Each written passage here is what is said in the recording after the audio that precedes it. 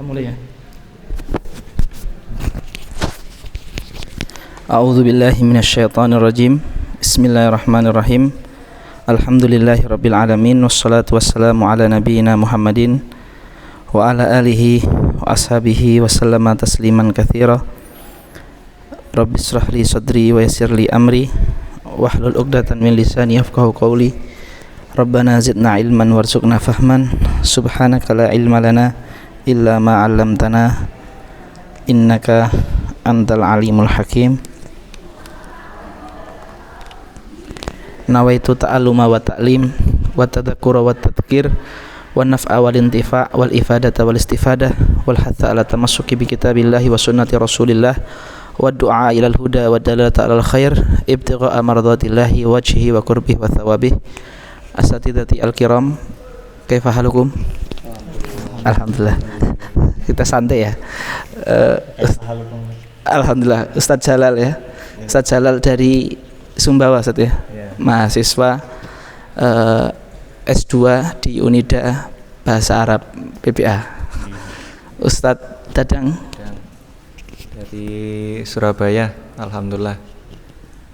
Sekarang lagi apa? Sekarang kegiatan sehari-hari kita ikut dalam membina adik-adik mahasiswa di asrama mahasiswa, kemudian juga tim riset di salah satu universitas negeri yaitu UNER, dan juga ngajar pelajaran agama di sana. Saya Abdurrahman Azmi Ustaz, mahasiswa S2 Magister HES Unida. Keterima Mahkamah Agung. Alhamdulillah. Keterima PNS Mahkamah Agung. Berkah ya. Nggih, amin. Ustadz siapa tadi lupa? Ustadz Azmi, Ustadz Dadang dan Ustadz Jalal. Nggak apa-apa Ustadz, sambil dibuka PowerPoint-nya. Ya, PowerPoint yang kami itu. Kita buka PowerPoint tentang tadabbur 5T itu. Ya. Teman-teman para asatidz yang dimuliakan Allah Subhanahu wa taala, pada sore hari ini kami sebenarnya hanya ingin sharing tentang tadabbur Al-Qur'an dengan metode tadarus 5T. Jadi tadabbur Al-Qur'an dengan metode tadarus 5T. Coba kita bisa buka di gambar ya, di PowerPoint itu. Itu gambar selanjutnya, foto selanjutnya, asal usul gitu ya. Asal usul. Jadi asal usul dari metode 5T ini adalah yayasan namanya Muassasah An-Nabail Azim. Ini berada di Mekah. Jadi berada di Mekah, memang fokus penelitiannya di markas ini, di Nabaul Azim Center ini memang fokusnya adalah menemukan metode tadabbur di mana hidayah Al-Qur'an itu bisa diakses oleh kalangan awam. Jadi yang menjadi goal atau hadaf dari 5T ini bukan untuk mencetak para ahli tafsir, tapi bagaimana hidayah Al-Qur'an, ruhaniyat Al-Qur'an, sesuatu yang menambah keimanan dari Al-Qur'an itu bisa diakses sampai ranah orang yang tingkatannya di mujtama itu, di masyarakat itu bawah. Seperti itu.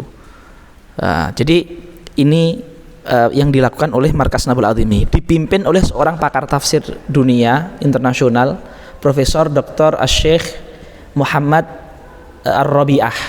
Nanti antum bisa cek di Google, di YouTube, banyak karyanya. Dalam rangka 5T ini, Profesor Ar-Rabi'ah itu menulis metodologi tadabbur 5T itu bentuknya buku ini. Jadi buku ini berjudul Majalis Tadarusil Quran Dirosatan Taksiliyatan Manhajiyah. Jadi studi metodologi.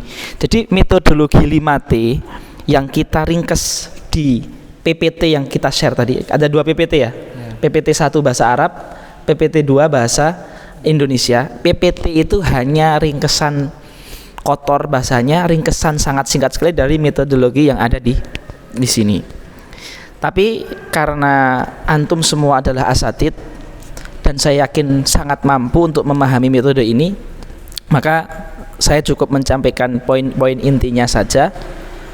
Kemudian nanti kita praktek, ya, praktek tadabbur sebagaimana saya sudah bilang ke Ustadz Dadang. Kita akan mentadaburi Al-Fatihah ayat 2 dan ayat 3. Alhamdulillahirabbil alamin Ar-Rahmanir-Rahim. 2 ayat itu. Ayat 2 dan ayat 3.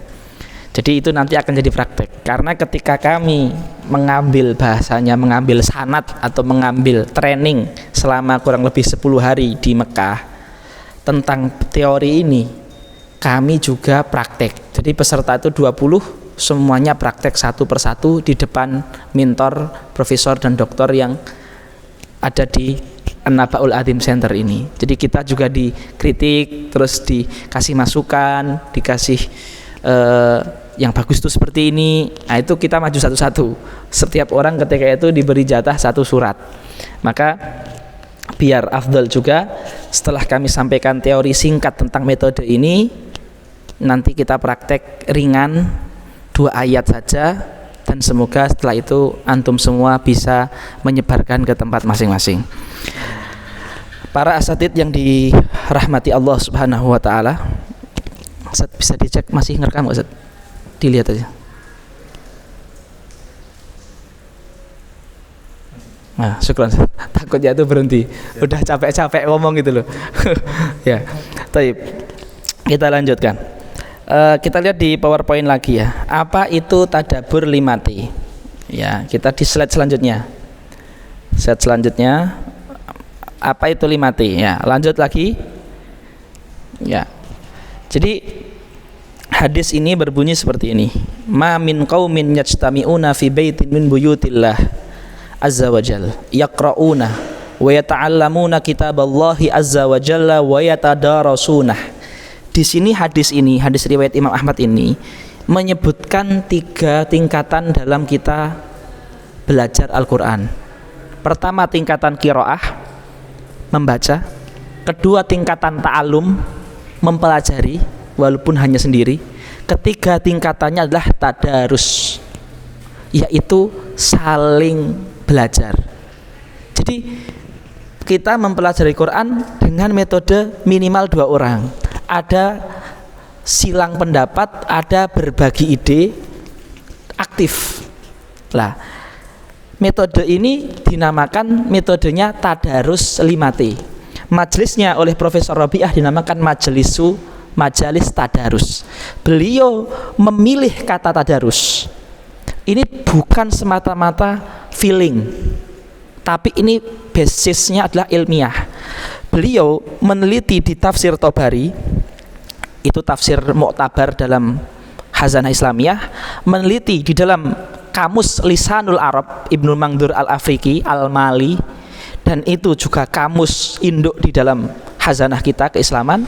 Beliau meneliti di tafsir Tahrir wa Tanwir, itu tafsir balaghah yang muktabar karangan Imam Ibnu Asyur. Dan beliau juga meneliti di kamus Al-Muhit punya Fairuz Zabadi, ya, At-Tahrir, Tajul Urus, Tajul Arus punya Imam Az-Zabidi. Jadi ada referensi Quran, ada referensi tafsir, ada referensi kamus, ada referensi tafsir balaghi. Kalau Tobari itu tafsir bil ma'thur, kalau Ibnu Asyur itu tafsir balaghah. Beliau menemukan bahwasanya tadarus, kata asalnya darosa, itu kalau kita lihat secara bahasa itu bisa mengandung 4 arti atau 5 arti yang ada di 5T ini, kata tadarus. Maka beliau memilih kata tadarus. Nah, apa itu 5T? Ya, 5T itu setelahnya ya. T yang pertama artinya adalah tamhid. Tamhid itu artinya pembukaan. T yang kedua artinya tilawah. T yang ketiga artinya tafsir. T yang keempat artinya tadabbur. T yang kelima artinya tazkiyah. Nah, tadarus di dalam bahasa Arab, sebagaimana di marojik yang saya sebutkan tadi, nanti bisa di foto ya halaman awal-awal, itu tadarus, darosa itu kadang maknanya membaca. Kedua, darosa itu kadang maknanya adalah membaca berulang-ulang. Ya, membaca berulang-ulang biar apa? Biar paham dan mendapatkan inspirasi. Biar paham dan mendapatkan inspirasi itu mencakup dua hal, tafsir dan tadabbur. Darosa juga artinya dalam bahasa Arab itu maha yamhu, artinya menghapus. Menghapus apa? Menghapus hati yang kotor dari penyakit hati. Maka darosa itu juga maknanya tazkiyah. Maka ketika beliau mengambil kata tadarosa, ini secara lughah pun mencakup arti membaca, menafsirkan, mentadaburi dan mentazkiyah. Itu secara bahasa. Kemudian secara hadis, tadarus, saling belajar, itu adalah tingkatan yang paling tinggi dalam mendapatkan makna dari Quran. Bukan belajar sendiri. Walaupun belajar sendiri harus, qiraah saja walaupun nggak paham juga harus. Tetapi kalau kita memaksimal dengan tadarus, nah itu, maka itu 5T. Nah sekarang kita baca nih slide yang merah. Nah ini slide yang ini, yang itu yang betul yang sudah antum buka itu. Apa tujuan tentang tadarus 5T ini? Majelis tadarus bukan fokus pada tafsir ataupun tahfidz. Fokus di 5T ini bukan biar orang jadi ahli tafsir, bukan juga tahfidz, tetapi lebih kepada bagaimana menyelami kandungan hidayah dalam Quran, bagaimana melakukan aktivitas pembersihan hati melalui Quran.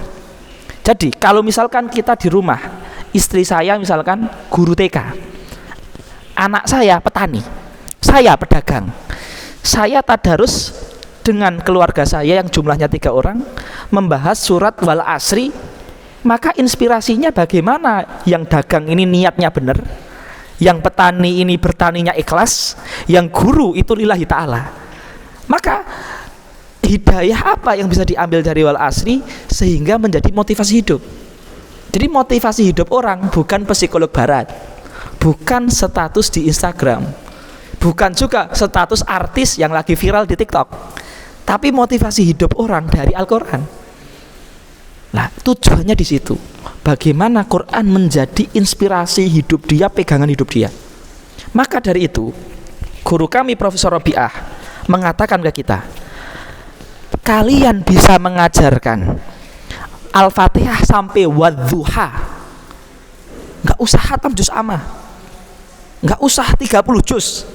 Bisa mudarosah, duduk bareng, muhasabah sampai wadduha saja setahun, atau kalau nggak setahun seumur hidup. Tapi dengan cara aktif, curhat, berbicara dari hati ke hati, ya kan? Apa hidayah yang bisa antum ambil dari ayat ini? Ngobrol, satu ayat dibahas 1 jam. Apa pengalaman antum tentang ayat ini, muhasabah antum, refleksi antum tentang ayat ini di dunia perdagangan apa, di dunia mahkamah apa, di dunia pertanian apa. Itu bisa seperti itu sampai wadduha saja. Atau kalau nggak sampai wadduha, cuma sampai wal asri saja selama hidup misalkan, itu sudah bagus. Karena tujuannya bukan jadi ahli tafsir.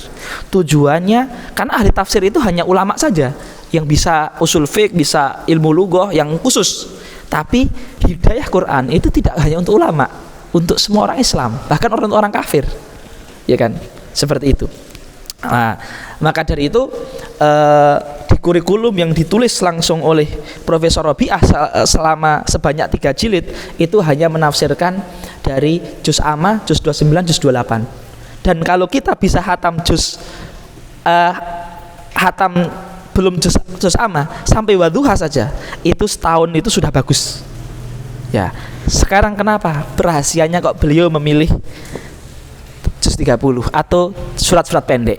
Karena surat pendek itu kebanyakan surat yang turun di Mekah. Dan surat yang turun di Mekah itu kebanyakan fokusnya adalah tentang keimanan, tentang hari akhir, untuk apa hidup, kemana setelah mati, di mana kita sebelum hidup, awal penciptaan, setelah kematian, hidup untuk apa. Dan itu yang paling penting untuk kita. Setelah itu kalau dia mau belajar fikih syariat, ya memperluas, nyari guru sendiri, sekolah, mondok, pengajian. Tapi yang penting dia tahu akan Allah, takut Allah, hidup tahu untuk apa, ada akhirat, sehingga dia bisa membatasi dirinya dari setan dan hawa nafsu. Makanya yang dipilih juz 30. Ya, jadi tujuannya itu.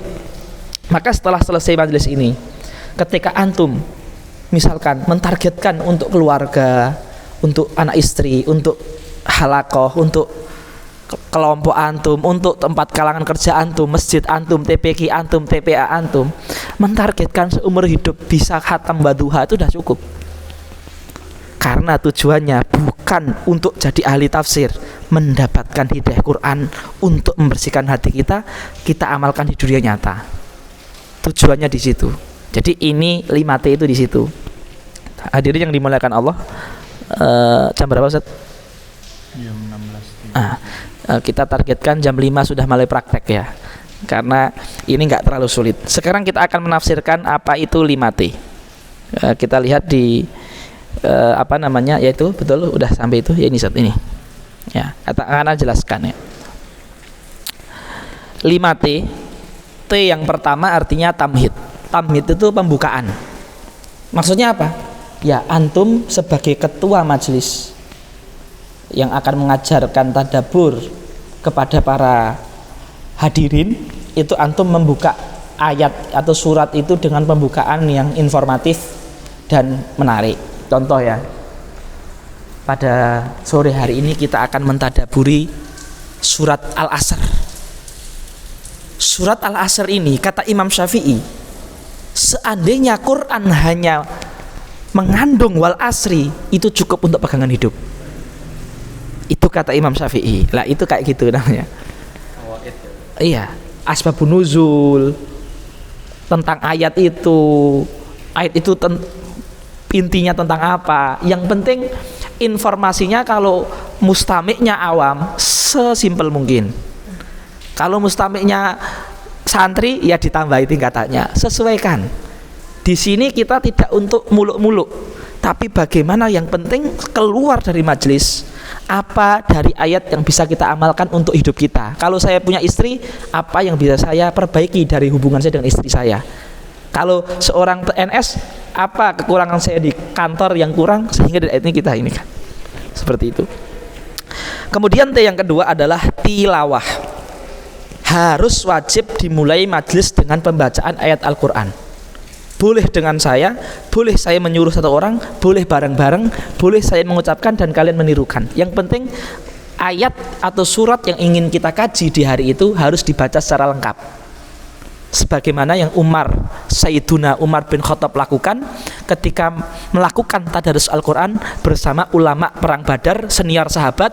Di situ ada Ibnu Abbas juga dalam sebuah majelis. Beliau membaca idza jaa nasrullahi wal fath sampai ayat selesai. Dan itu hadisnya di Sahih Imam Bukhari. Maka Quran dibaca lengkap dengan khusyuk, dengan tajwid. Soal suara bagus atau enggak itu kan rezeki ya, tapi dengan khusyuk itu harus diusahakan. T yang ketiga adalah tafsir atau makna umum ayat. Tafsir atau makna umum ayat. Apa maksudnya tafsir atau makna umum ayat?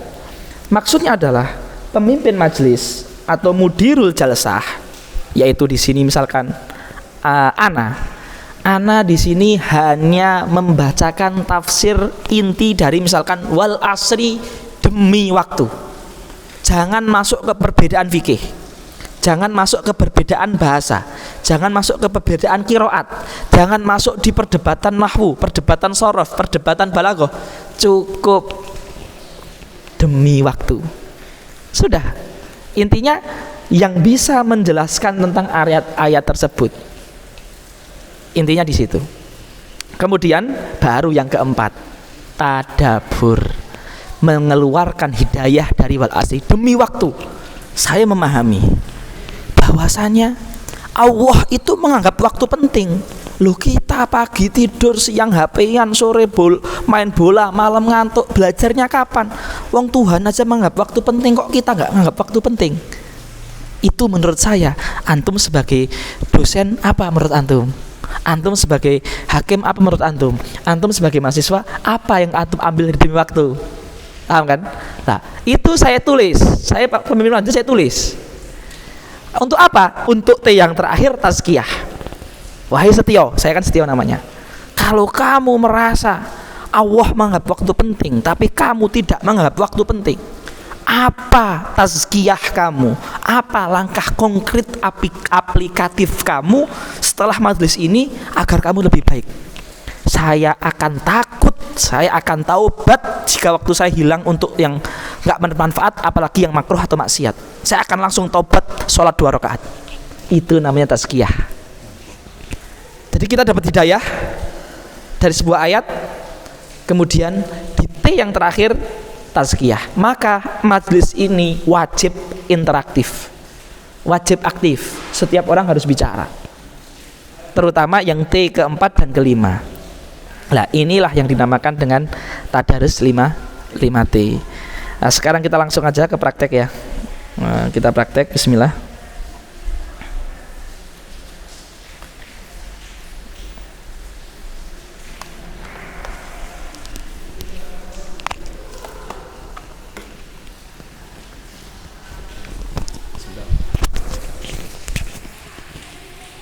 Alhamdulillah.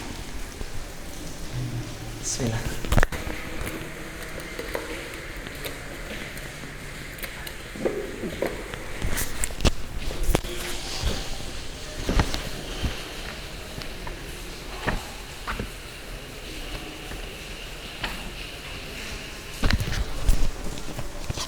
Ustadz-ustadz yang dimuliakan Allah Subhanahu wa taala, setelah kita mempelajari ya sedikit teori tentang 5T, sekarang kita akan mempraktekkan di surat Al-Fatihah.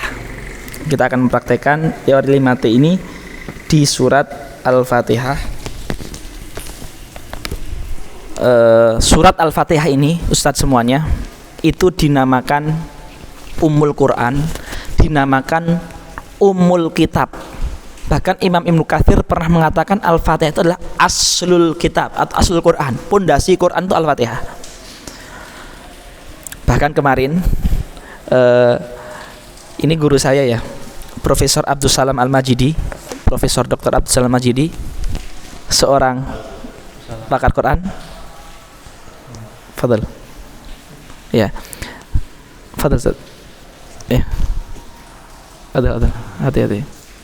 Ya, Profesor Abdul Salam Al-Majidi, seorang pakar Quran. Beliau menafsirkan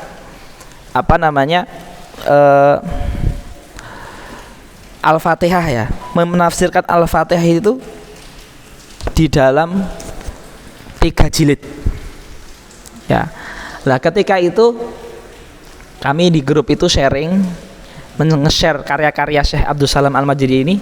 Ada seorang doktor Syekh dari Eritrea. Eritrea itu perbatasan Sudan dan Ethiopia, itu ada negara Eritrea namanya. Itu mengomentari gini, Masya Allah ya, beliau nulis tafsir, cuma tafsir Al-Fatihah aja sampai berjilid-jilid. Dan saya sendiri punya pengalaman, setiap saya meruqyah dan membaca 7 kali Al-Fatihah, itu ruqyahnya seringnya itu sukses. Dr. Abdurrahman itu Eritrea, itu guru kami. Lah, gurunya Dr. Abdurrahman namanya Syekh Dr. Muhammad Abdullah Muhyiddin, dan itu ada di grup juga. Beliau mengatakan, saya juga pernah diijazai oleh guru kami ruqyah dengan Al-Fatihah 7 kali. Artinya memang Al-Fatihah ini memang luar biasa. Di Bukhari pun juga sama kan, sahabat itu mengobati orang yang digigit ular hampir meninggal dengan Al-Fatihah. Artinya, maka nama lain dari Al-Fatihah itu apa? Asy-Syafiyah, penyembuh. Al-Waqiyah, pelindung. Ummul Kitab, Ummul Quran, Sab'ul Mathani, Al-Waqiyah, Asy-Syafiyah, Ar-Raqiyah. Itu semuanya nama Al-Fatihah. Ala kulli hal, itu sedikit tentang Al-Fatihah. Selanjutnya kita dengarkan satu orang dari antum membaca surat Al-Fatihah, dan saya mohon yang lainnya mendengarkan dengan khusyuk. Ustadz Jalal, silakan dibaca.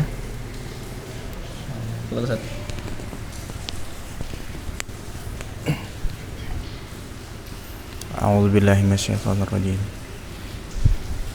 Bismillahirrahmanirrahim. Alhamdulillahi Rabbil Alamin Ar-Rahmanir Rahim Maliki Yawmiddin Iyyaka na'budu wa iyyaka nasta'in Ihdinas siratal mustaqim Siratal ladzina an'amta 'alaihim ghairil maghdubi 'alaihim waladdallin.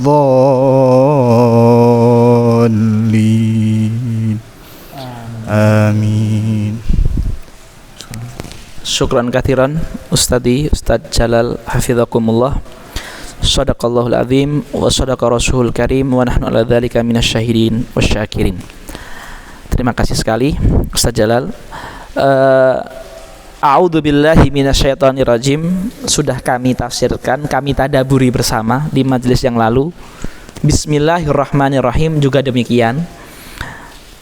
Kita akan memulai dengan ayat kedua dan ayat ketiga.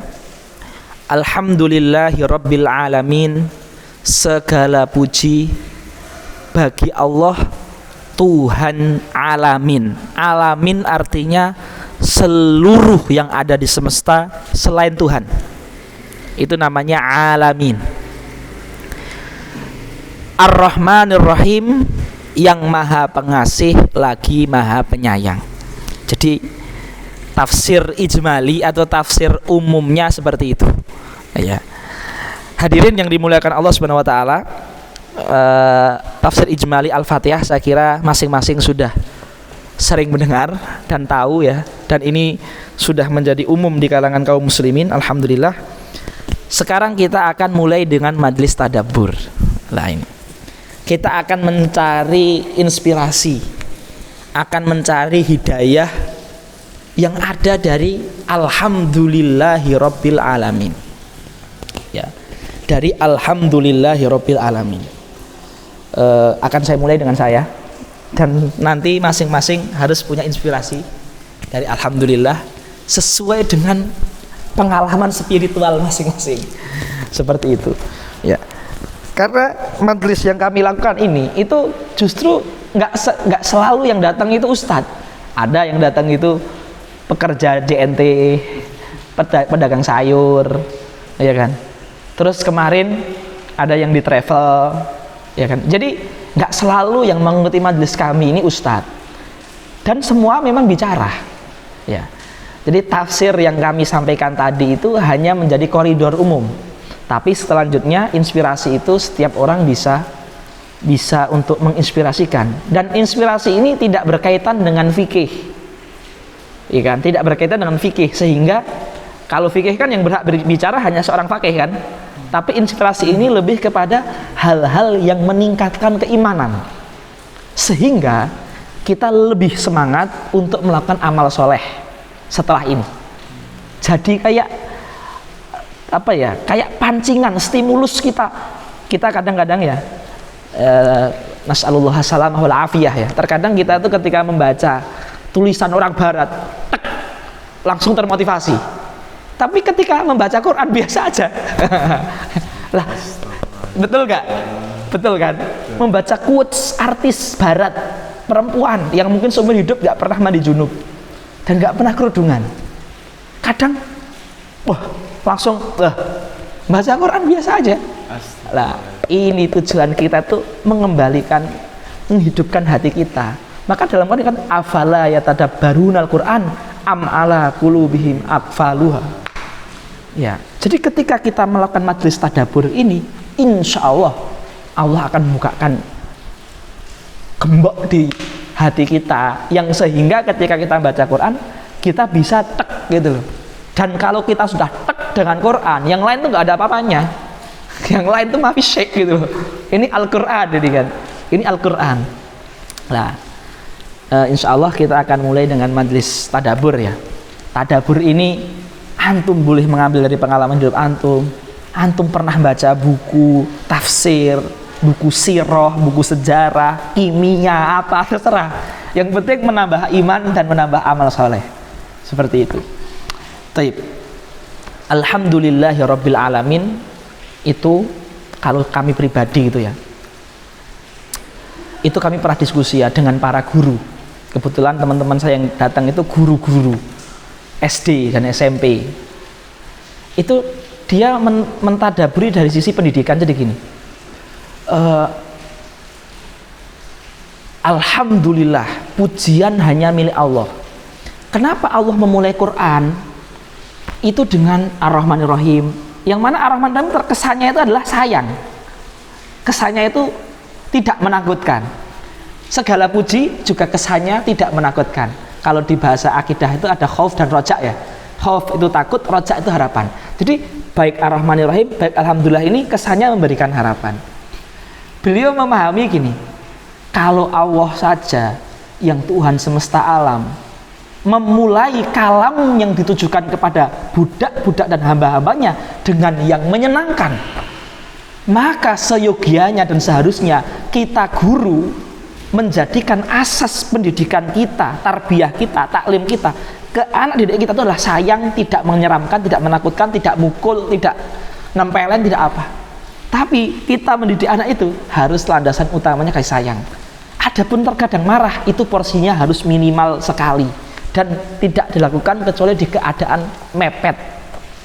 Nah, itu sempat tadabbur yang kami dapatkan ya. Tadabbur yang kami dapatkan ketika mentadaburi Rabbul Alamin itu. Jadi guru itu, orang tua, ayah itu asas didik anaknya itu harus kasih sayang. Harus kasih sayang terus bahkan. Kapan marah? Ketika terpojok marah. Tapi nggak boleh marah itu jadi harian. Karena Allah saja memulai pembicaraan dengan hamba itu dengan Rahmanir Rahim. Padahal ketika Allah mau mengatakan Bismillahil Jabbaril Qahar juga sifat Allah.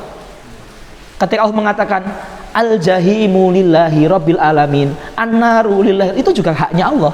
Tapi kenapa yang dipilih itu Ar-Rahman yang menunjukkan harapan? Kenapa yang dipilih Alhamdulillah yang menunjukkan hal yang indah? Nah itu apa? Tadabbur tarbawi ya yang sempat kami dapatkan ya dari teman kami. Itu tadabbur tarbawi. Kan saya catat ya. Nanti pendapat antum semua akan kami akomodir ya. Di sini. Ya. Minta kertasnya Ustaz. Ya.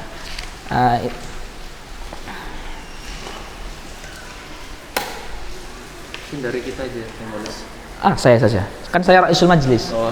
Jadi yang nulis saya. Ya. Jadi tadabbur tarbawi tadi ya.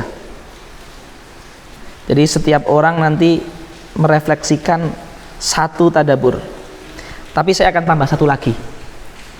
Karena kemarin itu ada yang menarik banget. Ketika itu Ana duduk dengan, ini kita kayak cerita ya, jadi nanti nggak usah serius tapi kayak cerita gini. Saya ketemu dengan salah seorang ustadz, dia itu direktur pondok karyawan. Jadi santri dia itu para karyawan yang pulang kantor baru sore. Orang ada yang pengusaha, perusahaan, karyawan, PNS gitu kan. Jadi udah tua-tua, tapi pada mondok, pada belajar Quran, ngaji. Beliau mengasih tahu ke saya seperti ini. Tadabbur saya tentang Alhamdulillahirabbil alamin itu Ustaz, ketika pertama kali tahun ajaran baru saya menerima para pekerja itu untuk mondok, yang menjadi penghambat utama adalah mereka takut rizki. Jadi mereka kadang itu yang datang dari yang daftar 10, yang datang cuma 2, yang datang 1. Hampir rata-rata sebabnya saya takut gajinya berkurang, padahal sudah kerja dari pagi sampai sore. Nah, yang saya kasih ke mereka adalah arti dari Rabbul Alamin, tadabbur Rabbul Alamin. Kok bisa? Saya bilang ke mereka gini, Ustaz, ini kata Ustadz itu ke saya, dan ini saya dapatkan dari tadabbur juga. Saya nggak nemukan di kitab itu. Beliau bilang gini, kalau di pabrik itu cuma menciptakan alat, menciptakan mobil, motor, HP. Kalau udah diciptakan ya sudah, pabrik itu nggak mikir lagi motor ini bensinnya gimana, servis. Yang mikir yang punya motor udah. Pabrik hanya bikin aja. Itu namanya bukan Rob, itu sonek, pembikin. Tapi Allah itu mendiko ke kita semua, Rabbun. Rabbun itu dalam bahasa Arab salah satu artinya adalah yang mendidik, murabi, yang mengayomi. Jadi Allah itu bukan pabrik. Allah itu menciptakan kita dan juga menjamin rezeki kita. Karena dia tidak hanya pembikin, tapi dia Rabbun. Bukan Kholik saja, Rabbun. Malik juga, Kholik juga, Raja juga, mengayomi, murabi juga. Terus beliau mengatakan gini, antum tahu nggak, kata beliau, filsafat burung gagak putih. Burung gagak itu kalau lahir anaknya warna putih itu nggak dianggap anak, langsung ditinggal. Tapi burung gagak putih ini di tubuhnya itu mengandung bau, sehingga walaupun dia belum bisa terbang, belum bisa jalan, serangga itu datang dan dia bisa makan dari serangga itu. Ini Allah jamin. Terus dia memakai filosofi cicak. Cicak itu ranahnya cuma di dinding, tapi nyamuk itu ranahnya tuh lebih luas. Tapi kenapa nyamuk itu jadi makanan cicak? Secara logis gak mungkin, ya kan? Karena nyamuk bisa terbang kemana-mana, cicak gak bisa kemana-mana, tapi bisa makan nyamuk. Itu artinya Allah itu menciptakan kita, itu menjamin kita, mengayomi kita. Allah bukan pabrik. Lah itu tadabur yang kami dapatkan ya. Tadabur tarbawi tadi dan tadabur Rabbul Alamin, bukan pabrik itu tadi. Taib. Sebentar. Alhamdulillah. Lah sekarang kami pribadi ingin satu-satu dari antum ya untuk menyampaikan refleksi hidayah yang bisa diambil dari Alhamdulillahirabbil alamin. Sebelum saya tunjuk, siapa yang mau duluan? Ya, Ustaz Dadang dulu, Fadal. Silakan, santai. Yeah. Bismillahirrahmanirrahim. Izin Ustaz. Silakan Ustaz. Nggih. Izin merefleksikan tentang ayat Alhamdulillahirabbil alamin, tentang betapa mahalnya kita mengucap kata itu. Kalau kita melihat tafsir Syekh An-Nablusi itu, mengucap alhamdulillah itu harganya lebih mahal daripada kita mendapatkan kenikmatan materi. Seumpamanya kita dapat mobil. Kita dapat mobil mungkin dipakai mungkin 5-10 tahun, habis itu sudah selesai usang, ada penyusutan dan lain sebagainya. Semuanya kita dapat makanan, kita makan kenyang, alhamdulillah, mungkin 1 hari sudah lapar lagi. Tapi ketika kita mendapatkan mobil atau ketika kita mendapatkan makanan dan kita mengucapkan kata alhamdulillah, setelah mobil itu dijual, setelah makanan itu habis menjadi energi dan menjadi hal yang lain, alhamdulillah itu masih ada bersama kita dan akan tetap kita panen sampai nanti di akhirat. Semuanya kita makanan gak dibawa mati, ya memang makanan gak dibawa mati kecuali kalau yang digunakan untuk ibadah. Tapi kalau kita mengucapkan mendapatkan apapun itu dengan kata alhamdulillah Rabbil alamin, kalau untuk yang baik, kalau yang gak kita sukai alhamdulillah ala kulli hal, ala kan digunakan untuk hal-hal yang terasa berat. Kita mengucapkan alhamdulillah itu yang akan menjadi kenikmatan kita di alamud dunya wal akhirah. Kalau semuanya di dunia kita mendapatkan kenikmatan materi yang bisa kita ukur harganya berapa, yang kita bisa hitung-hitung penyusutannya berapa, yang bisa kita usahakan secara hitung-hitungan, itu alamud dunya. Dan ketika kita mengucapkan kata itu, insya Allah akan tetap bersama kita kenikmatan mendapatkan itu nanti di alam yang lain, di akhirat kelak. Bahkan dengan mengucapkan alhamdulillah akan ditambah dengan bersyukur kepada Allah, maka insya Allah kenikmatan akan ditambahkan. Boleh nambah? Itu yang pertama. Yang kedua, mungkin kami akan menitik beratkan kepada alamin, menitik beratkan kepada tadabur mengenai takdir, Ustaz. Kita itu dengan apa yang kita dapatkan sekarang, apa yang kita miliki sekarang, apa yang sudah kita capai dari prestasi kita sampai saat ini, itu adalah yang terbaik. Walaupun kita ngomong seumpamanya kemarin kita sukses atau kita dilahirkan sebagai anak orang yang sukses, atau mungkin kesempatan kemarin kita ini lulus sebagai apa dan sebagainya, sehingga mungkin secara dunia, secara hitung-hitungan kita lebih daripada itu sebenarnya was-was syaiton. Makanya ketika ada sahabat yang berkumpul itu, kemudian ketika mau perang ngomong, ya Rasul, kayaknya kita perang di kota aja, kita nggak usah keluar. Langsung Rasul bersabda kan, fa inna lau min amali syaiton. Kebanyakan ngomong kemarin tuh amal syaiton. Berhubungan dengan alamin itu bukan hanya dimaknai dengan alam hadir saja, alam madhi dan alam mustakbal. Jadi alamin udah nggak ada batasannya, nggak ada hitung-hitungannya, mau alam ghaib, alam dunia dan akhirat, seluruhnya. Berbicara tentang itu tadi, kita bayangkan pakai ilustrasi Marvel, film Marvel itu kan ada timelinenya. Kalau semuanya ada takdirnya Tony Stark meninggal, bisa pulang ke masa lalu untuk merubah takdir di masa depan, sehingga multiverse itu terganggu. Yang seharusnya kayak gini terus di multiverse yang lain karena pulang ke masa lalu untuk merubah masa depan. Ternyata masa depan yang kita rubah, semuanya kita diberikan mesin waktu untuk ke masa lalu, itu nggak lebih baik daripada yang Allah berikan sekarang. Makanya kita mengucapkan alhamdulillah itu karena ini adalah pilihan terbaik yang dipilihkan oleh Allah untuk kita. Itu tadi multiverse kan alamin bahasa Arabnya. Supaya kita dikasih kesempatan untuk melihat masa lalu. Masa lalu saya ingin belajar yang lebih giat, biar sekolah di luar negeri, biar bisnisnya nggak anjlok, biar ininya nggak ini. Habis itu kita rubah di masa lalu, mungkin kayak Nobita mengirimkan Doraemon dari masa depan ke masa lalu itu.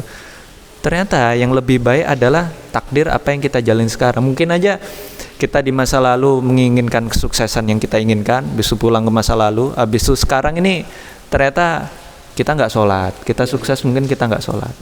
Ada yang kurang. Atau mungkin kita korupsi, atau mungkin ada apa. Makanya apa yang kita hadapi sekarang, apa yang kita miliki sekarang, sikap kita adalah mensyukuri bahwasanya ini takdir terbaik daripada Allah, takdir Allah yang terbaik daripada alamin multiverse yang lain, kemungkinan cabang dari alam semesta yang lain. Jadi dengan mengucapkan alhamdulillah itu kita menyadari bahwasanya ini pilihan terbaik. Maka kalau udah kayak gitu, insya Allah nggak ada kata lau, seumpama. Mungkin sekian. Syukran Ustaz Dadang. Jadi ana simpulkan ya, alhamdulillah itu bisa merubah yang duniawi menjadi akhirat ya. Kayak makan yang cuma habis dengan kenyang ataupun buang air, tapi dengan alhamdulillah jadi nilainya akhirat. Sama, alamin ini mencakup seluruhnya, masa lalu, masa sekarang, masa yang akan datang, alam dunia, alam akhirat, alam gaib, alam musyahadah dan sebagainya. Artinya ketika kita memahami hakikat ini, maka di masa manapun, apapun yang kita alami itu kita tenang ya kan, karena itu sudah diayomi, sudah di bawah naungan Allah gitu lah ya. Luar biasa ya dari Ustaz Dadang, jazakumullah khairan katsiran, terima kasih. Selanjutnya ada yang mau mengangkat tangan? Ustaz Azimi atau antum dulu? Siap. Perkenalkan saja. Kita belum kenalan. Bismillahirrahmanirrahim. Assalamualaikum warahmatullahi wabarakatuh. Waalaikumsalam. Yang pertama, perkenalkan Ustaz, nama ana Ali Irfan. Ustaz Ali Irfan. Dari sekarang di Gontor 1, dari daerah Rembang. Ustaz. Pengabdian Ustaz. Tahun berapa? Tahun ke-5. Masya Allah. Ahlan wa sahlan Ustaz Ali Irfan. Ustaz Gontor 1. Bismillahirrahmanirrahim. Izin memberikan tadabbur Ustaz, dari kami pribadi mungkin. Kalau dari kami pertama dari kata alhamdulillah. Alhamdulillah ini asal katanya hamidah yahmadu, yang mana ini diletakkan di ayat kedua di Al-Quran. Nah tentunya kalau kami berpikir atau mentadabur itu bahwasanya seluruh pujian yang ada di dunia ini itu lillah, itu pertama kali yang harus kita ucapkan. Karena mungkin ketika kita diberikan rezeki, mungkin diberikan orang motor ya secara gratis atau hadiah, tetap kita harus mengucapkan alhamdulillah. Karena dari mengucapkan itu insya Allah kita juga akan lebih merasa tentram, lebih merasa aman, lebih merasa nyaman, dan itu menunjukkan bahwasanya itu kita rasa syukur yang tertinggi kepada Allah Subhanahu wa taala. Tetapi walaupun seperti itu kita juga harus berterima kasih kepada yang memberikan. Karena ada asar atau hadis yang mengatakan man la yashkurillaha man lam yashkurin nasa lam yashkurillaha. Nah, seperti itu. Tetapi tetap yang pertama tadi kita mengucapkan pujian kepada Allah Subhanahu wa taala, tentunya itu dari Allah yang diwasilahkan dari orang yang memberikan tersebut. Itu yang pertama. Selanjutnya dari kata Rabbul Alamin. Rabbun ini dari kata Robba Yurabbi, kalau diartikan secara bahasa itu mengasuh, mendidik, terus mengayomi, intinya seluruhnya, yang mana itu memberikan pengayoman al-alamin. Tadi disampaikan juga bahwasanya alamin di sini seluruh alam, jadi tidak perlu kita takut terhadap segala hal macam apapun di dalam alam ini, di dalam dunia ini. Ketika kita sudah mengucapkan atau sering memberikan as-sana ilallah atau tadi alhamdulillah, insya Allah kita akan merasakan ketentraman di dalam dunia ini. Karena tadi Allah merupakan Rabbun Alamin, jadi merupakan Tuhan semesta alam, yang mana ya mengurus seluruh aktivitas kita, aktivitas bahkan sampai hayawan pun ataupun makhluk-makhluk yang tidak bergerak itu sudah diurus. Nah, mungkin dari ana itu aja Ustaz Ali Irfan ya. Nah, Ustaz. Sekian, wassalamualaikum warahmatullahi wabarakatuh. Ustadz Ali Irfan dari Rembang, Ustaz. Sebelum di Gontor pernah mondok di pondok lain nggak? Pertama Gontor 6 tahun. 6 tahun dari Adi. Masya Allah. Ya. Iya. Gus Jalal. Jadi yang saya highlight dari Ustadz Ali itu, kita tidak perlu takut dengan siapapun di hidup ini, ya kan Ustadz ya? Tidak perlu takut dengan siapapun. Karena yang mengayomi kita itu Rabbul Alamin, itu yang mengayomi kita. Kita nggak perlu takut sama siapapun. Dan ini menurut saya ini mungkin yang menghadirkan rasa aman, yang menghadirkan rasa tentram itu karena kita tidak takut dengan siapapun. Dan siapapun ini mungkin menurut saya lebih tepatnya siapapun dan apapun gitu kan. Karena Allah tidak hanya Tuhan makhluk hidup aja kan, Tuhan benda mati juga, Tuhannya benda mati juga. Ini dari Ustadz Ali Irfan, luar biasa, syukran katsiran Ustadz. Kemudian kita dengarkan dari Ustadz Azmi ya. Bismillahirrahmanirrahim. Kalau saya mentadaburi alhamdulillahirabbil alamin, alhamdulillah itu kan segala puji hanya milik Allah. Alhamdulillah. Artinya di sini pujian ini kenapa kok hanya milik Allah? Ya, karena segala sesuatu itu terjadi atas kehendak Allah. Semuanya, tidak ada satu pergerakan pun yang terjadi bukan atas kehendak Allah. Semua ada atas kehendak Allah. Kita berkumpul di sini pun juga atas kehendak Allah semuanya. Alhamdulillahi rabbil alamin. Karena Allah lah yang menggerakkan, Allah lah yang Rabbun itu kan kadang juga bermakna penggembala. Rabbun. Jadi Allah lah yang menggerakkan, Allah lah yang membimbing kita semua. Allah lah yang menggerakkan agar semua ini terjadi.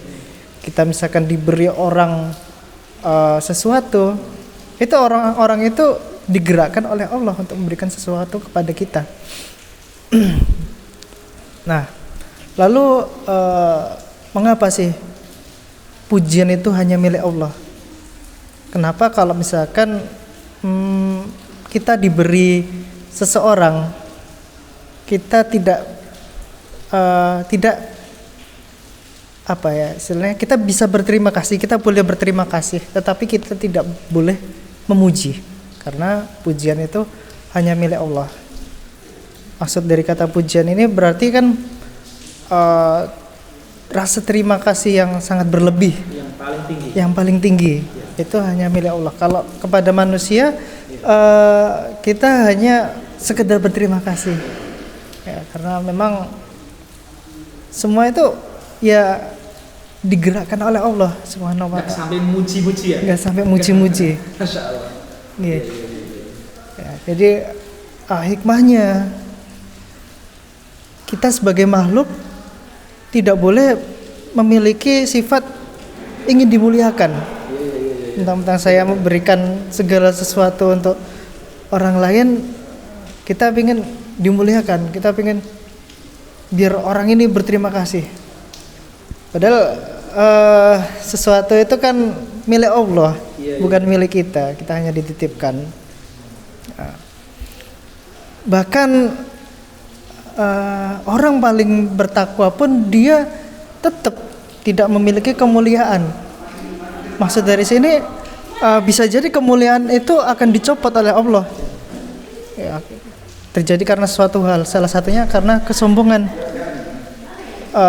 Salah satu contoh ketika kita tarik kisah Nabi Adam, ketika di surga itu kan Allah lebih dulu menciptakan makhluk bernama Azazil, yang dia ini ahli ibadah ribuan jutaan tahun, bahkan dia beribadah kepada Allah, tapi semua itu hilang hanya karena suatu kesombongan kecil. Dia tidak mau sujud kepada Nabi Adam, tidak mau tunduk pada perintah Allah, hanya karena dia merasa dia lebih mulia daripada Nabi Adam. Nah, makanya turunlah Allah membuka Al-Quran dari kata Alhamdulillah. Kemuliaan, pujian itu hanya milik Allah. Tidak boleh kita memiliki sifat ingin dimuliakan. Kalau refleksinya dari mungkin saya pernah mengabdi di Gontor, pernah berkontribusi pada dunia pendidikan. Sebagai guru kan memang sering dikatakan murid itu harus menghormati guru. Nah, tetapi ada suatu kemirisan ketika guru itu ingin dimuliakan sama murid-muridnya. Haus dihormati. Ya, ketika ada santri yang mungkin kurang adab, dia marah. Nah, padahal ini satu kemirisan ya, karena kita sebenarnya sama makhluk Allah, nggak boleh kita minta dimuliakan. Ya, mungkin kalau misalkan santri itu hormat, itu karena kontribusi kita, karena kita harusnya mendidik anak-anak itu secara rahman, secara rahim, maka kemuliaan itu akan datang dengan sendirinya. Begitu juga mungkin kalau kedepannya saya di Mahkamah Agung, mungkin hakim, kalau di pengadilan kan hakim itu sering disebut yang mulia. Wajib gitu kan? Iya, kayak kode etisnya. Cuman kan kalau misalkan terdakwa ini kan masyarakat awam, dia tidak paham dengan hal-hal seperti itu. Ketika dia tidak mengucapkan yang mulia hanya memanggil Pak, Nah, ini yang hakim ini marah memberikan vonis yang berat. Nah, itu kan sudah tidak sewajarnya bagi manusia gitu kan. Amin Allahumma amin. Mungkin itu saja Ustaz. Syukran kathiran Ustadz Azmi, Allah yahfaduka. Beliau memberikan apa ya, nilai yang luar biasa bahwasanya dari alhamdulillah ini hak manusia itu terima kasih, tapi kita tidak berhak dipuja dan dipuji. Maka artinya alhamdulillah mengajarkan kita untuk tidak minta pujian. Alhamdulillah mengajarkan kita untuk rendah hati, tawadhu, merasa rendah. Dan itu berlaku bagi kita sebagai guru, kita sebagai hakim, kita sebagai orang tua, sebagai kepala keluarga mungkin yang lingkup yang lebih sempit lagi seperti itu. Masya Allah tabarakallah ta'ala. Ini T yang nomor 4 Ustaz. Ini tadabbur. Kami mendapatkan ilmu yang sangat banyak dari seluruh hadirin pada kesempatan kali ini. Sekarang T yang nomor 5 adalah tazkiyah. Dari inspirasi hidayah yang disebutkan oleh para asatidz tadi semuanya, kita masing-masing dengan latar belakang yang berbeda-beda, pekerjaan yang berbeda, masyarakat yang berbeda, lingkungan yang berbeda. Apa langkah nyata yang akan kita lakukan di tempat kita, di lingkungan kita, berdasarkan tadabbur yang kita dapatkan tadi? Mungkin satu saja. Mungkin secara pribadi kita punya inspirasi banyak ya. Saya ingin ini, ternyata saya dulu kok sombong, saya dulu pemarah. Tetapi satu langkah nyata apa yang ingin kita lakukan dari ini? Saya minta Ustadz Jalal ya untuk memberikan langkah nyata. Antum boleh mengambil refleksinya sedadang. Alhamdulillah menjadikan hal yang dunia menjadi akhirat ya. Terus juga antum boleh mengambil dari Ustadz Ali Irfan. Kalau kita paham betul alhamdulillah rabbil alamin, kita nggak perlu takut. Kita bisa mengambil Ustadz Azmi. Beliau mengatakan alhamdulillah itu mengajarkan kita untuk tidak sombong. Terserah antum mau mengambil nilai yang mana. Apa langkah nyata di dunia antum sekarang dari refleksi para asatidz tadi? Mohon Ustadz Jalal silakan. Syukran Ustaz. Masya Allah, teman-teman semua yang sama-sama dimuliakan Allah Subhanahu wa Ta'ala. Mungkin ini hadis ya Ustaz, atau ini yang tuba hadis ya. Tuba liman syaghalahu aibuhu an uyubin nas. Kata-kata ya. Hadis ya. Kalau hadis akar salah itu. Iya. Kalau ana mungkin mau bilang, betul. Tuba liman syaghalahu bi kalimati alhamdulillahi rabbil alamin. Ya.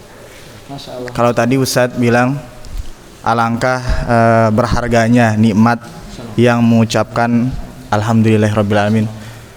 Masya Allah, saya berpendapat bahwa alangkah nikmatnya ya, beruntungnya kita bisa mengucapkan itu nikmat tadi itu alhamdulillahi rabbil alamin. Karena nggak semua orang bisa ya. Sembari kita mengucapkan alhamdulillahirabbil alamin itu, coba kita renungkan nikmat itu ya. Alhamdulillah bisa makan pagi ini. Alhamdulillah ya Allah bangunkan kita. Allah bangunkan kita lagi ketika kita bangun. Alhamdulillah bisa sholat. Alhamdulillah ketemu orang-orang yang hebat seperti ini. Alhamdulillah Allah pertemukan kita di tempat yang mulia. Selalu sebut alhamdulillahirabbil alamin itu dengan segala perenungan yang mendalam ya, bukan hanya di bibir semata, tetapi diwujudkan dengan bentuk ketika kita melihat hal-hal yang mungkin tidak enak dilihat. Alhamdulillah, untung kami nggak seperti itu. Alhamdulillah, semoga orang-orang itu mendapatkan ini. Jadi terbesit terus alhamdulillah itu ya. Alhamdulillah bisa berbuat baik ya. Alhamdulillah dan lain sebagainya. Mungkin untuk refleksinya, Masya Allah ya, kalau misalnya kita biasakan saja kita mengucapkan alhamdulillahirabbil alamin. Ana memiliki pengalaman ini, mungkin hikayatun mudhikah mungkin ini. Lucu ini ketika di SD Ustaz. Masih SD orang tua ngajarin begini, kalau misalnya mengucapkan membaca Al-Fatihah Jalal kata Bapak, nanti nyampe alhamdulillahnya alhamdulillahirabbil alamin kata Bapak, air liurnya itu ditelan katanya. Terus saya bilang, kenapa? Iya, itu syukur yang luar biasa. Andai saja kita nggak bisa neguk air liur itu katanya. Masya Allah. Itu Bapak saya. Kemudian kalau misalnya kan saya hobi di kampung tuh berburu, Ustaz. Nembak ikan. Kalau misalnya misalnya malam nembak ikan nih. Nimbak. Iya, nembak ikan di laut, kadang di sungai. Kalau misalnya Bapak itu kena gitu ditembak kita, Jalal kena ikannya, ambil. Alhamdulillah. Selang berapa menit lagi nanti kena lagi ikan itu ditembak. Tetapi kalau misalnya ana dalam hati nih, pengalaman ini dalam hati, alhamdulillah. Tapi kalau misalnya waktu ditembak ana nggak sebut alhamdulillah, mungkin karena kebetulan aja, mungkin ini kuasa Allah ya, nggak kena ikan itu, Ustaz. Ini pengalaman. Tak nyebut lisan. Dalam hati kadang juga ana ucapkan, kan Bapak itu, Bapak di sana kan kelihatan kan kalau misalnya mau nembak kan, kadang jaraknya segini kan, senapannya dekat, sudah dikeker gitu kan. Untuk waktu keluar senapannya kena nggak kena, alhamdulillah itu. Misalnya udah kena, alhamdulillah gitu. Nanti selang berapa menit lagi nanti nembak lagi kena itu kan. Seringnya gitu ya. Seringnya begitu, Ustaz. Masya Allah. Mungkin ini hanya cerita-cerita ini ya, pengalaman ini. Tapi alangkah beruntungnya ya bibir yang sering mengucapkan itu. Alhamdulillah. Masya Allah. Ini Keren. hikayatun mudhikah gitu. Berarti ini Ustaz, Ana pengen komentar sedikit Ustaz. Masya Allah. Berarti refleksi antum itu kita harus memperbanyak alhamdulillah, ya kan Ustaz ya? Walaupun di awalnya mungkin kurang mentadaburi, lama kelamaan akan bisa mentadaburi. Masya Allah. Seperti yang antum katakan itu disebutkan oleh Imam Zarnuji di dalam Ta'lim Muta'alim. Imam Zarnuji itu menjelaskan perkataan Imam Abu Hanifah, An-Nu'man ibnu Thabit, Imam Madhab yang pertama. Beliau mengatakan gini, kata Imam Abu Hanifah itu, saya mendapatkan ilmu karena setiap saya memahami sesuatu saya mengatakan alhamdulillah, akhirnya Allah memberikan pemahaman baru. Masya Allah. Ta'limul muta'alim. Jadi itu apa nama antum tuh? Krisis relasi guru dengan itu tadi. Jadi itu di ta'lim muta'alim Ustaz. Nanti antum cari itu. Ya, alhamdulillah. Terakhir saya pengen tazkiyah, apa langkah nyata yang dilakukan dari Ustadz Dadang. Jadi Ustadz Jalal ini seangkatan saya di PKU ya, angkatan 17. Kalau Ustadz Dadang ini beliau yang minta majlis ini. Nah, kita pengen beliau untuk menutup majlis ini dengan tazkiyah konkret apa yang bisa antum lakukan dengan refleksi antum sendiri terutama, nggak apa-apa, atau antum dengan refleksi yang lain, 1 atau 2 saja. Terima kasih. Bismillahirrahmanirrahim.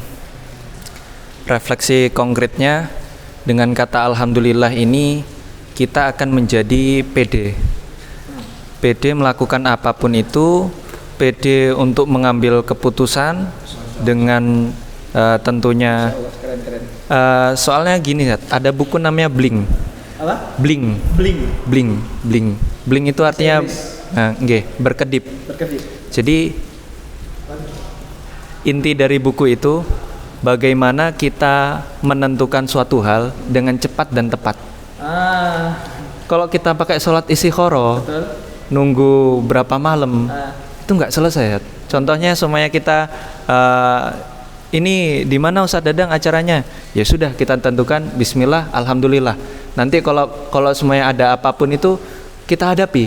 Jadi nggak kebanyakan kita ngomong pelin-pelan, lau, karena pada akhirnya yang akan membimbing kita Allah. Jadi kita menjadikan itu kayak Wirid sebelum memulai.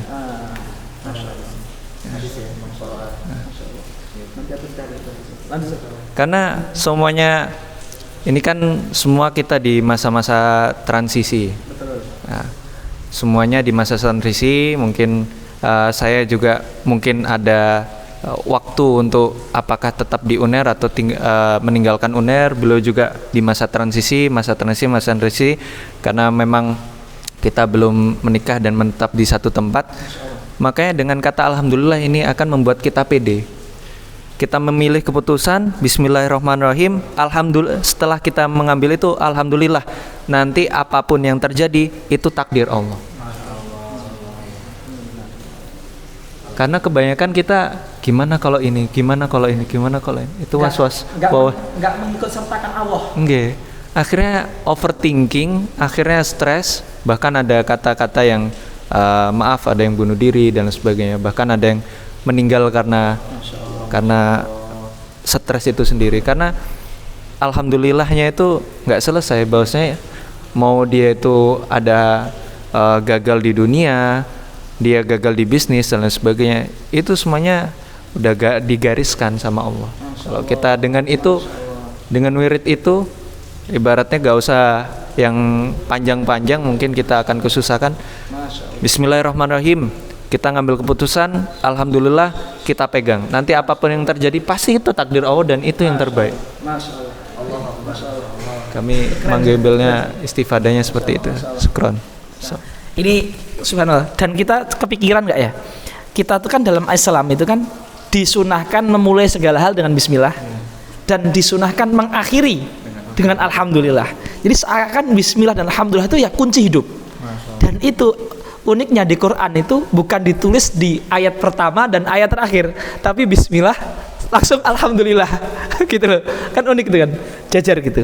Saya menggabungkan Ustadz Dadang ya, alhamdulillah itu wirid kita itu dengan tadi Ustadz Azmi mengatakan salah satu makna alhamdulillah rabbil alamin bahwa apapun kehendak Allah, apapun sesuatu yang terjadi itu karena kehendak Allah gitu ya, karena itu sudah di bawah kontrol Allah, dan sesuatu yang perancang mesinnya itu Allah, itu mesti yang terbaik. Jadi kalau kita berkehendak A tapi kehendak Allah B, itu ya rancangan mesin yang Allah rancang, dan itu partikelnya nggak cuma itu saja, ada sebelum ada sesudah. Kita mungkin tahunya yang sedang terjadi saja, tapi Allah kan tahu sebelum, sesudah dan sebagainya. Luar biasa para asatidz semua. Saya kira ini sudah hampir 1 jam ya, 1 jam. Terakhir saya ucapkan kepada Ustadz Dadang, Ustadz Azmi, Ustadz Jalal, Ustadz Ali Irfan, jazakumullah khairan katsiran, hafidzakumullah, yassarallah kulla umurikum wa syu'unikum, wa yassara lana kulla umurina, wa waffaqana fi kulli ma na'mal wa naf'al fi kulli daqiqatina wa thaniyatina, amin amin ya rabbal alamin. Mari kita tutup dengan alhamdulillahirabbil alamin, kemudian dengan kafaratul majlis bersama. Subhanakallahumma rabbana wa bihamdika nasyhadu an la ilaha illa anta nastaghfiruka wa natubu ilaik. Billahi taufiq wal hidayah wa ridha wal inayah, nasrun minallah fatun qarib. Aqulu qouli hadza wa astaghfiruha li wa lakum. Wassalamualaikum warahmatullahi wabarakatuh. Waalaikumsalam warahmatullahi wabarakatuh.